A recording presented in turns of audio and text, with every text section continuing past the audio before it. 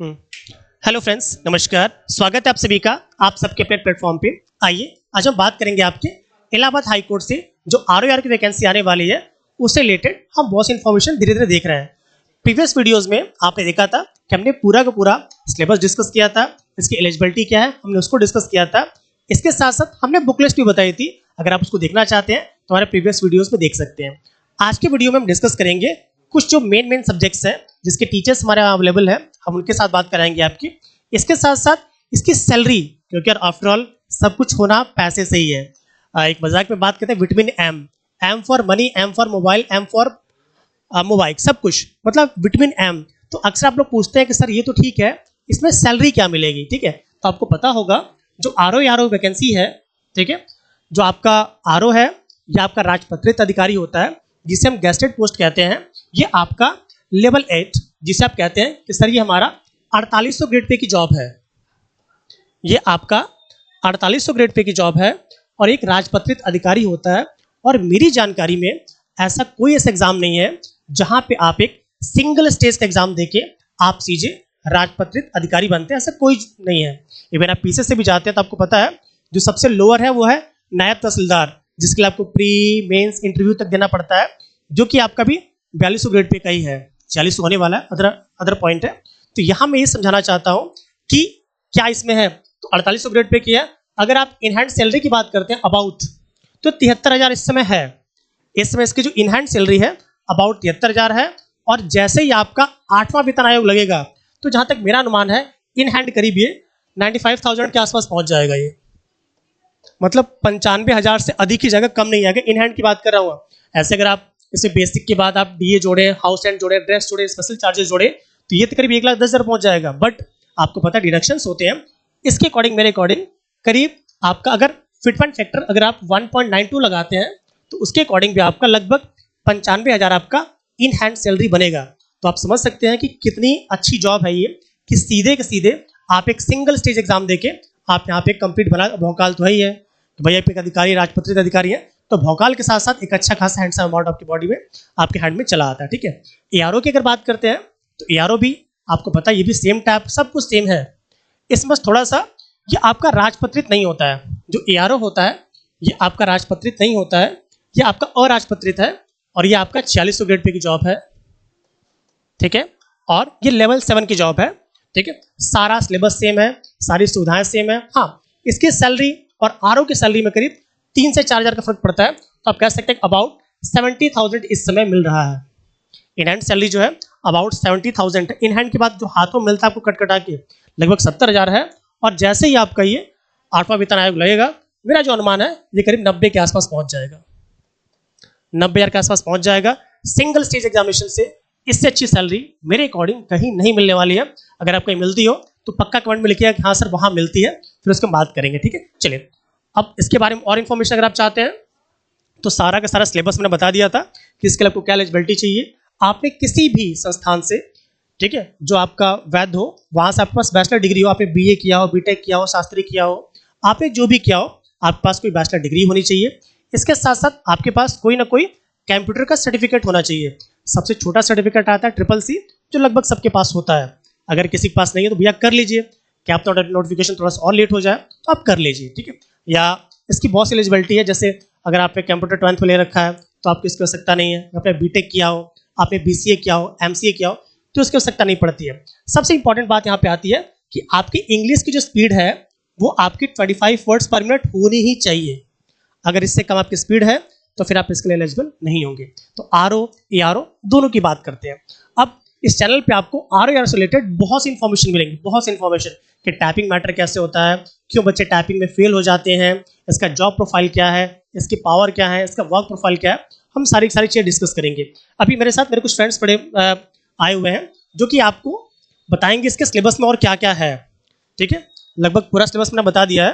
मैं बुलाना चाहूँगा अपने आंसू सर को, जो कि आपको इसके मैथ्स और रीजनिंग का जो सर्टिफिकेट, मैथ्स और रीजनिंग का जो है उसके बारे में आपको बताएंगे कि इसमें क्या है। ठीक है, तो सर प्लीज़ आइए और बताइए कि इसमें रीजनिंग का सिलेबस में क्या करना है, प्लीज़ सर।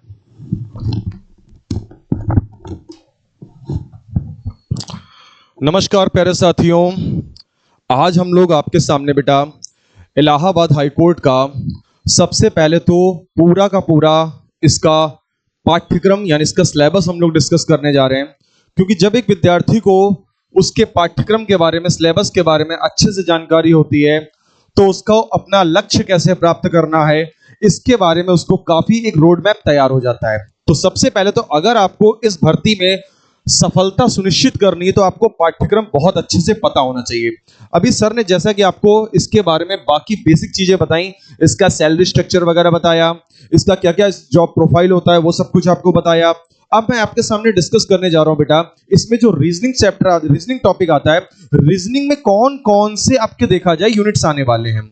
तो रीजनिंग में अगर हम देखें बेटा तो ये देखिए टॉपिक है बेटा अलग अलग, जैसे कि एनालॉजीज आएगा, नंबर सीरीज आएगा, कोडिंग डिकोडिंग, अरिथमेटिकल, स्लॉग्स, स्टेटमेंट्स, वेन डायग्राम, क्लासिफिकेशन। मतलब इसका जो अगर सिलेबस हम ध्यान से देखें बेटा तो आपको ऐसा लग रहा होगा कि जैसा आप लोग एसएससी, रेलवे, पुलिस जैसे एग्जाम की, वनडे एग्जाम की तैयारी करते हैं, बिल्कुल वैसा ही सिलेबस है इसका। तो जो विद्यार्थी अगर कोई पहले से उन एग्जाम्स की तैयारी कर रहा था तो उसके लिए भी देखा जाए बहुत ही बड़ा प्लस पॉइंट है बेटा, इस एग्जाम को आप टारगेट कर सकते हैं, फोकस कर सकते हैं।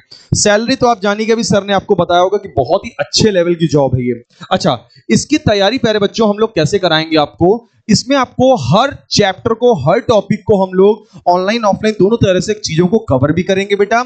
आपको नोट्स भी प्रोवाइड किए जाएंगे, पीडीएफ वगैरह भी मिलेंगी, और टॉपिक कंप्लीट होने के बाद में बच्चे आपको उस टॉपिक वाइज टेस्ट भी हम कराएंगे, और टॉपिक वाइज टेस्ट कराने के बाद में बेटा जब आपका 50% कोर्स पूरा हो जाएगा तो हम लोग एक आपको फुल पेपर भी कराएंगे। फुल पेपर मतलब जैसा आपका इलाहाबाद हाईकोर्ट का पूरा पेपर आता है वैसा भी हम आपको कराएंगे, और एग्जाम से जस्ट पहले हम आपकी मॉक टेस्ट के थ्रू बहुत सारी प्रैक्टिस कराएंगे बेटा। क्योंकि देखो मॉक टेस्ट क्या होता है बच्चे, अगर आपने इसकी तैयारी पूरी कर ली, एक किसी अच्छे टीचर के गाइडेंस में आपने पूरा का पूरा सिलेबस बेटा अच्छे से कंप्लीट कर लिया, तो आपकी जो अंतिम चरण होता है बेटा वो होता है आपका स्पीड टेस्ट देना, मॉक टेस्ट देना, और वो जितना ज्यादा आप अच्छे से देंगे बेटा आपकी सफलता उतनी ही ज्यादा मतलब उसकी प्रोबेबिलिटी बढ़ जाएगी बेटा। तो ये रीजनिंग के सारे टॉपिक है बेटा, आप लोग बहुत ध्यान से देख लीजिए, है ना। ये रीजनिंग के आपके सारे टॉपिक हैं, पजल, सेटिंग मैनेजमेंट वगैरह, स्पेस, और उसके बाद में फिगर विजुअलाइजेशन, ये सारा कुछ बेटा आपको बिल्कुल अच्छे से कराया जाएगा। आपको नोट्स भी प्रोवाइड कराए जाएंगे और आपको यहाँ पे टेस्ट वगैरह भी उसके प्रोवाइड किए जाएंगे। तो प्यारे बच्चों, ये तैयारी करने का एक सुनहरा अवसर है बेटा, और इसका पूरा जो डिटेल आपको जानकारी अगर होगी, आपको जो भी इसकी इंफॉर्मेशन लेनी हो तो हमारी स्क्रीन पे देखिएगा बेटा मोबाइल नंबर आ रहा होगा, जिस नंबर पे आप कॉल मैसेज करके आप इसकी जानकारी ले सकते हैं। कोर्स कब से प्रारंभ होगा, क्या फीस रहेगी, सब कुछ आपको इस नंबर पे जो स्क्रीन पे चल रहा है इस पर आप बता सकते हैं। अब आगे मैं अपने एक और साथी मित्र को बुलाना चाहूंगा बेटा, जो आगे आपको इंग्लिश के सिलेबस के बारे में पूरी जानकारी देंगे। तो प्यारे साथियों जुड़े रहिएगा, मैं बुलाने जा रहा हूं हमारे सबसे लखनऊ की धमाकेदार फैकल्टी डीके सर को। डीके सर एक बार आ जाइए आप, और बच्चों को सर जरा इंग्लिश के सिलेबस के बारे में थोड़ा सा जानकारी दे दीजिए। डीके सर को ऑलरेडी आप लोग पहले से बहुत जानते होंगे, मेरे साथ ही में रहते हैं, है ना, और हम लोग साथ में बच्चों को तैयारी भी करवाते हैं, बहुत सारे सिलेक्शन भी सर ने निकलवाए हैं। तो आगे के शब्द डीके सर के होंगे। Thank you. बहुत बहुत धन्यवाद सर आपको और हमारी पूरी टीम को। सर ने आपको सैलरी के बारे में बताया, पहले तनख्वाह फिर जाके पढ़ाई, उसके बाद हमें लड़नी लड़ाई। कहते हैं ना कि बेहतर से बेहतर बनने की तलाश कर, निकल जाए टाइपिंग तो आरओ भी तैयार कर।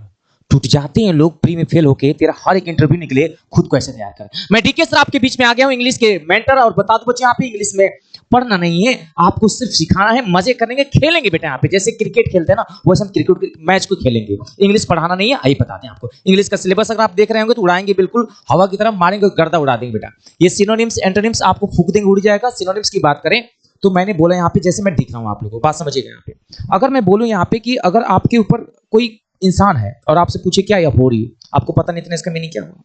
तो अगर यही कोई बोलता है आई डिटेस्ट यू, नहीं पता है। कोई पूछे आई हूट यू, नो पता। लोएथ यू नहीं पता है, डिस्पाइज नहीं पता है। लेकिन अगर आपसे कोई बोलता है ए इधर आओ, आई हेट यू, हाँ सर, हेट का मतलब नफरत करना होता है। उसी तरह से जितनी भी वर्ड्स मैंने बोले थे सारे सिनोनिम्स थे। यानी पेपर में सिनोनिम्स पूछा जाएगा, अबोर हो गया, डिटेस्ट हो गया, लोएथ हो गया, डिसलाइक हो गया, अवर्जन हो गया, ये सारे सिनोनिम्स हो गया। अब इसको याद कैसे करेंगे? रात भर आपने पढ़ाई की, और अगर आपको मैडम 4 बजे भोर में फोन करे कि बेबी चलो दौड़ने चलते हैं, आप भोर में उठाओगे तो हमारा मूड खराब होगा, घृणा करेंगे, गुस्सा करेंगे, अरे बोला है ना, तो आप भोर का मतलब घृणा करना होता है। इस तरह से हम आपको सारी चीजें याद करा देंगे फ्रेंड्स। यहाँ पे अगर हम बात करें सिलेबस के बारे में, वोकैब हो गया, रीडिंग कंप्रिहेंशन हो गया, एरर डिटेक्शन हो गया। एरर की अगर हम बात करें तो पूरा पार्ट ऑफ स्पीच यानी noun, pronoun, verb, adverb, adjective, conjunction, preposition, इन सभी का हम पूरा सिलेबस कराएंगे। हम मोटा मोटी सीधे सीधे बता दें आप लोगों को पढ़ना कैसे है। जब भी हमारा क्लास लॉन्च होगा, ध्यान रखना यहाँ पे, तो उसमें हम प्रॉपर तरीके से आपको पहले दिन से ही, यहाँ पे डेमो होता नहीं है, हम डेमो नहीं, हम सिलेक्शन देते हैं। हम पहले ही बता दें आप लोगों को, ये कोई बिजनेस हम लोग नहीं करने जा रहे हैं यहाँ पे। और जिस प्लेटफॉर्म पे हम खड़े हैं, इसके जो लीडर हैं वो पहले हम लोगों को बोल दिए कि भैया हमें बिजनेस नहीं करना है, हमें बच्चों के कैरियर से कोई खिलवाड़ नहीं करना है। इसीलिए पूरा डेडिकेशन के साथ कोर्स हम पूरा प्रोवाइड कराएंगे आपको। पहले दिन से आपको लग जाएगा कि हम चीजों को कैसे लेकर आ रहे हैं। तो बस आप लोग एक काम करिएगा, पूरा ये जो जितने भी आप देख रहे हैं यहाँ पे क्वेश्चन, ये पूरा पूरा एक्टिव पैसिव नरेशन आपको ऐसे पढ़ाएंगे बेटा, धुआं धुआं कर दोगे। एक एक चीज आपको क्लास में याद करा देंगे, बाहर से आपको कुछ भी नहीं पढ़ना पड़ेगा। फ्रेजल वर्ब हो गया, इडियम्स एंड फ्रेज हो गया, वन वर्ड सब्स्टिट्यूशंस हो गया, इन सब के 100 क्वेश्चन जो प्रीवियस ईयर के 2016 से लेकर 2025 तक जितने पूछे गए हैं, उन सबको प्रॉपर तरीके से लोग सॉल्व कराने वाले हैं।